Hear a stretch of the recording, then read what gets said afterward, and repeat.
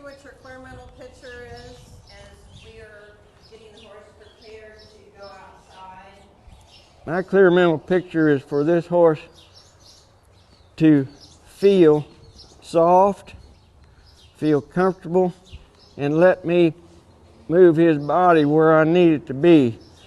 And as I walk this circle, it's an opportunity for me to feel his body. And I feel this horse right here pushing in with his rib and shoulder. He's pushing in, he's looking out there. So I can't let him be there.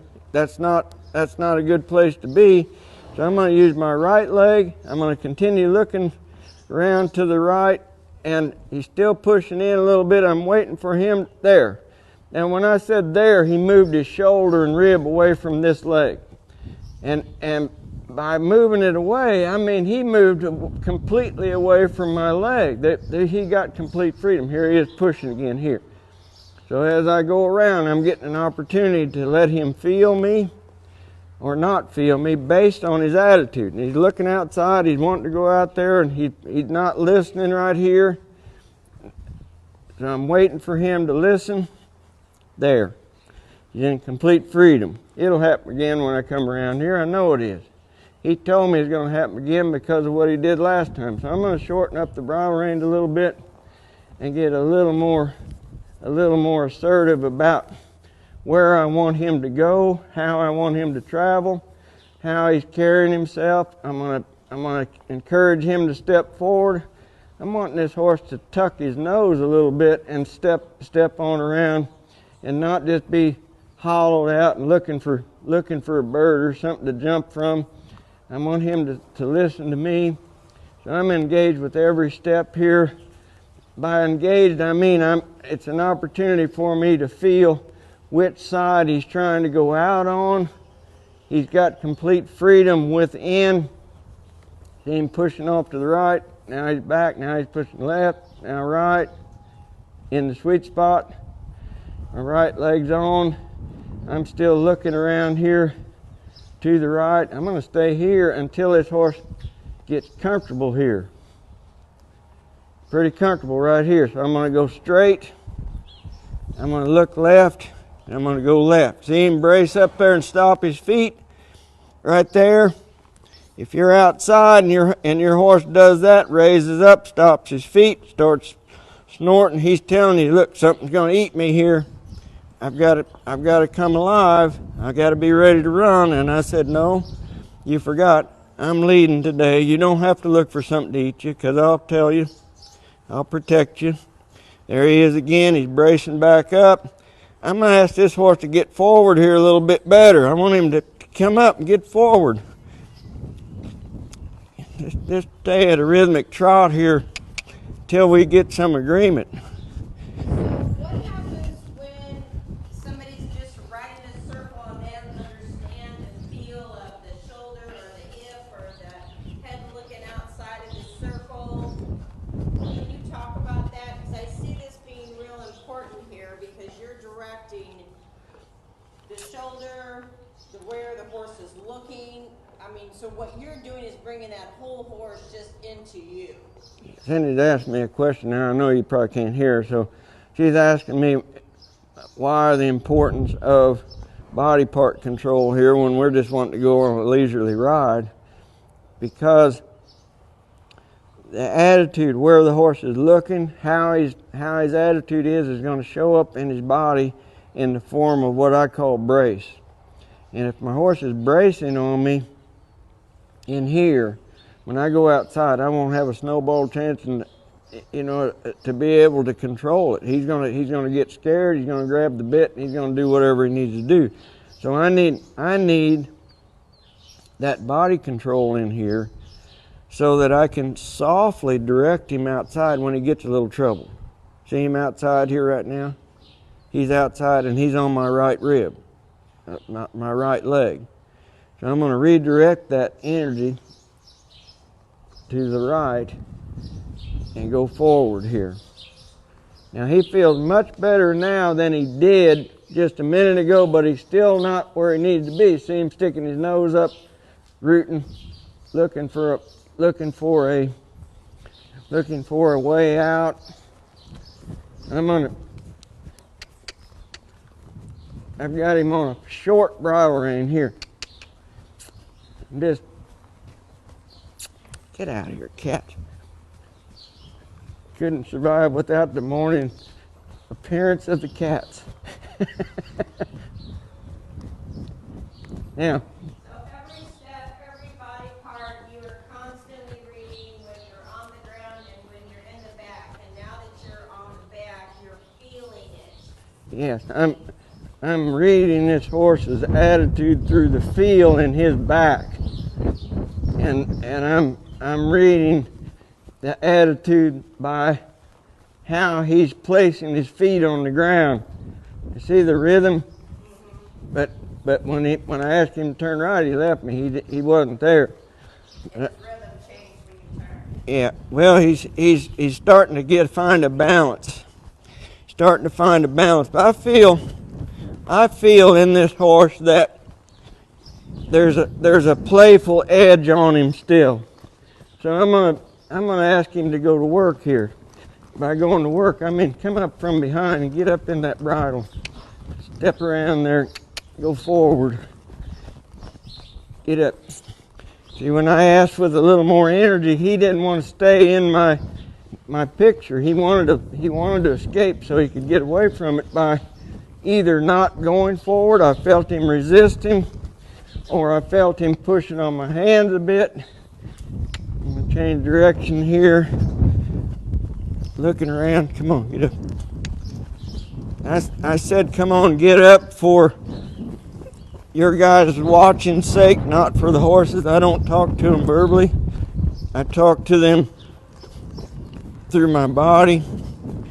Now you see this horse hitting a pretty nice rhythm here now, and he's becoming more agreeable.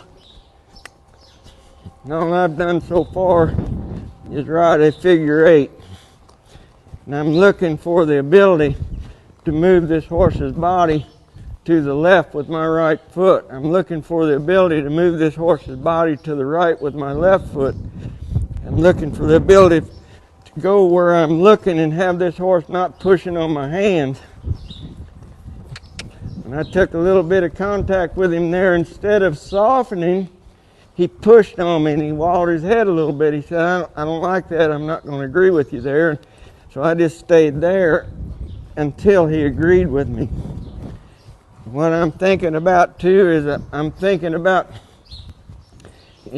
generating enough drive from behind so that I get a lifting of the shoulders, a picking up in the withers, a softening. I'm going to stop right here. He stopped with his nose out. He stopped pushing on my hand just a little bit, so I'm going to back him up a little bit. Again, that's addressing the attitude that came when I asked him to stop. He stopped, but it wasn't because he wanted to stop. I want to, best I can, arrange it so I can have a horse that's stopping because he wants to stop. But he's in a pretty good frame of mind right now. He's in a pretty good frame of mind. So I'm gonna soften up, give him some bridle rein, and let him walk on here. See where he's at. When you shuck out bridle rein to the knees like I've got it here, if your horse gets faster, your horse is telling you that all you're doing with the short rein is holding him back. You're not effectively communicating. So what I did on the short rein is I held him there and I rode him up into his face until he got soft. When this horse's attitude got good, then I obliged him and went long. Now it doesn't mean that I've turned him loose. That simply means that I've got a long bridle rein out there. And I'm letting this horse find his way around. Most any horse will look pretty good when you let them have their head and you stay out of their mouth completely. But we still got to have a way of directing them. So the way I direct them when I'm on that loose bridle rein is I look first, then I lift up. If he moves before I touch his mouth, he doesn't have to feel me touch his mouth. If I look this way and I pick up and he doesn't move and I touch his mouth, he's giving me permission to get involved a little bit more and get him off my hand so that I can turn him loose. So anytime my hand is up like this, he should be preparing to either stop or turn. When it's down like this, he can relax. So it's just kind of a signal for my horse to let him know everything is okay. And this horse is feeling pretty decently now here inside. He could use some more riding. He's still pretty fresh, but let's see how he is when we go outside. So I do have one question. Somebody had asked, how do you keep your butt in the saddle? how do I keep my butt in the saddle? I just put one leg over here and one leg over here, and there it is. In order to ride a horse, you've got to train your thoughts to talk to your body in a way that your body is going to blend in with your horse. Your body is going to melt in with your horse so that we don't have that disconnect. When that disconnect is there and your behind is bouncing on that saddle like that, probably you're unsure. And you're telling your horse, I'm unsure. So it's difficult. She says she means no bounce, but she's not hearing what you're saying. She's not hearing what I'm saying. What do you mean? Well, now she made the comment. She said, no, I mean no bounce, but that's what you're talking about. Yeah, I'm talking about that. Yeah. I'm talking about getting my body in a position so that I'm melting with the horse. And if I'm in position, my pelvis is going to roll with that horse. I see a lot of people that overdo this, and they're trying to get motion sitting up there like that, and well, it wears me out watching. You know, I know what they're trying to do. They're trying to create energy to get forward, but they're ahead of the motion. They're not connected energy. I feel like I ride my horses behind the motion most of the time, and I flow with the horse behind the motion so that I can push that motion instead of sit up there vulnerable ahead of it. See, if I get up here, I'm gonna do this, but if I'm here, I'm gonna be able to go. Just think of some extremes. Saddle bronc riders. Where's their head when they open that gate? Their head's laying on that horse's tail. Why do they have their head laying on it? It isn't for just the show. It's because when that horse swallows his head and goes down there, if you don't have your head back here, you're going out over here. So why don't we, as recreational passengers, take a little bit of advice from a saddle bronc rider and get back? When we get back, see, I'm probably straight up and down right now and feels like I'm leaning back. You know, and the faster I go, sometimes the further back I get. Now, I know that each event's going to have its own little specialty, and that's okay. But I'm not talking about showing a horse here. I'm talking about getting a green horse where you can go outside and the wind blows his skirt up and you're still going to come back, you know, on top of your horse. That's what I'm talking about. So I need to position myself. You know, that's why I ride with this night latch or a saddle horn. I got to have something if I need to keep myself on instead of these. If I'm keeping myself on with the bridle rein, I'm in trouble. And I can't communicate with my horse if I'm trying to stay on with the bridle rein. And if my body is not blending in with my horse, I can't not use the bridle rein. So I've got to, and how are you going to get that? You're going to have to spend time in the saddle. I don't think any shortcut of spending time. You take out in a long trot and you trot your horse for several miles and see if your body doesn't automatically find a place to quit bouncing. Now, if you can make it the first half a mile and not scare your horse to death, pretty soon you're going to start shifting around. Oh, there it is, and you'll find it. You know, words don't teach, but life lessons teach, and that's a life lesson that will help you. I'm not trying to minimize it because I know it's real. And the harder, it's like riding a bicycle, and you first get on that steering wheel, seem like that handlebar seem like they really wrestle against you, you know. And then after a while, oh, here, now we've got balance and everything happens. Yeah, and I think too, Dennis, if we won't think of the posture first of ourselves, really start to feel of a horse just even in a walk, you'll start to blend in. Yeah, Cindy start making a point that if our focus is just on our posture and our legs and our hands, we're going to have a hard time riding a horse. But if we effectively communicate. Yeah, effectively communicating is correct. But if we are giving a horse a task to do, if you're playing a game with your horse somehow, and games can be no more than riding from point A to point B. Ride a straight line from point A to point B. Make a turn, just lay a map out in front of you, and you focus on that map. All of a sudden now you're gonna find yourself doing things to communicate. That's what I was doing when I was riding this figure 8 around here. I'm feeling which side do I need to address? How do I need to address it to get softness and a good attitude? What do I need to do to set up here and do that? How do I need to connect with my horse? Okay, so now we're ready to go outside.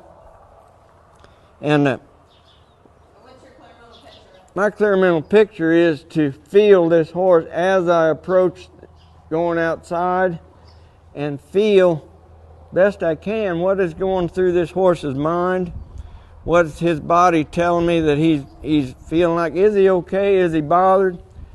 And I'll do what I need to do based on what the picture tells me to do. I want him to be calm and comfortable just like he is right now. Everything's fine, and we're going to go out. Now, as soon as I went out, I'm backing him up here on purpose just to talk to you. As soon as I went out and I didn't get 2 steps there, he raised up and he looked off over here. He didn't do anything. He didn't change in his attitude, but he changed a little bit in his posture. I'm going to just take note of that. So if you're not feeling that and understand that, you will miss that. Yes. Now, if I can, when I first go out, I'm gonna have a fairly short bridle rein, and that's why that I spend time getting a horse comfortable on a short bridle rein. Because if I'm on a short bridle rein, I'm gonna have a lot better chance of communicating with him comfortably and helping that nose to stay down where he can stay focused on me instead of what's going on outside.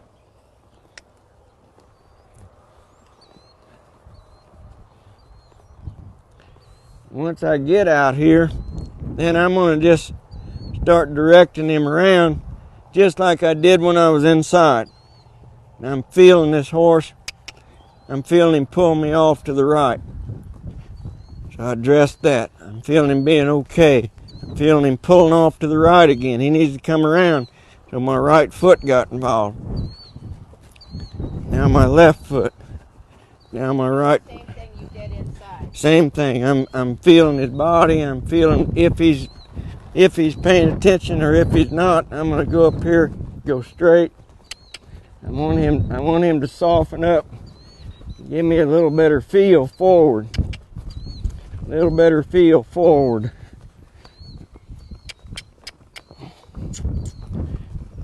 I asked him with my legs first and he didn't respond, so I just rolled him spurs up a little bit on there and got him forward.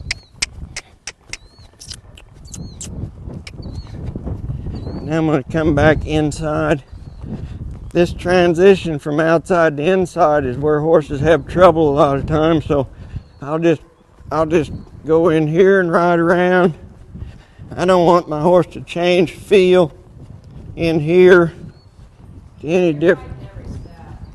Yeah, I'm riding every step. So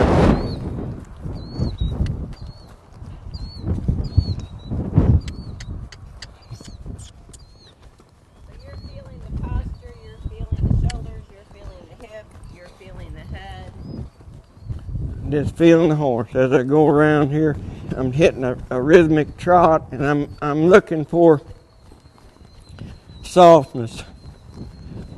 I'd like to have this horse a little more agreeable in his face. So I'm gonna go ahead and ride him two-handed here. I'm gonna assume a 3-point position where his mouth is 1 point and my hands are another point, and I want this horse to come up into that bridle. If any part of his body pops out of alignment, I'll just put it back in with my legs. If he's in alignment and he's not pushing on my hands, this horse is going to feel complete freedom. So I'm not pulling his head back to his body, I'm riding his body up to his head. You can see a little bit of the slack in the reins.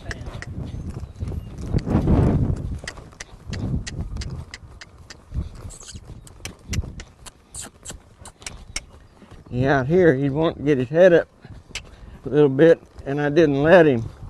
I kept a little more contact with my hand, sitting there riding. I'm gonna get up.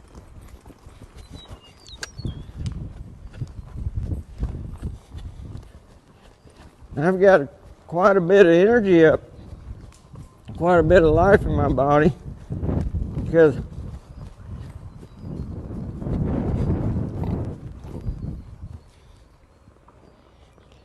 the reason that I've got that life up is I want to have 100% of his attention on me. If I'm going along hoping everything works out, he might have 10% of his mind on me, and 90% of it's going to be out looking for something. He's going to be scanning the horizon. That's what horses do. But if I've got all of his brain on me, he don't care what happens out there. He's listening to me. So. Okay, so can you give us a recap of what you did, what you would do in preparing the horse as you've done here? But just what's a quick recap for us? Cindy wanted me to recap, and the recap is this. I was reading this horse from the time I untied him and started talking to you all, and I addressed his attitude based on what he was doing, and I've let this horse feel complete freedom in the sweet spot, and I brought the energy level up enough and held it in a steady and a consistent way until this horse had enough time to get comfortable underneath that energy, which got 100% of his mind on me, so that now when I stop and relax, you see, he's boy, I'm happy to sit here. And this horse he's not physically drained, but mentally he's reached a spot where he's quit trying to look for ways to not obey. And when he come into complete obedience, then I've softened way up, and we've got a horse now that is ready to go out on the trail.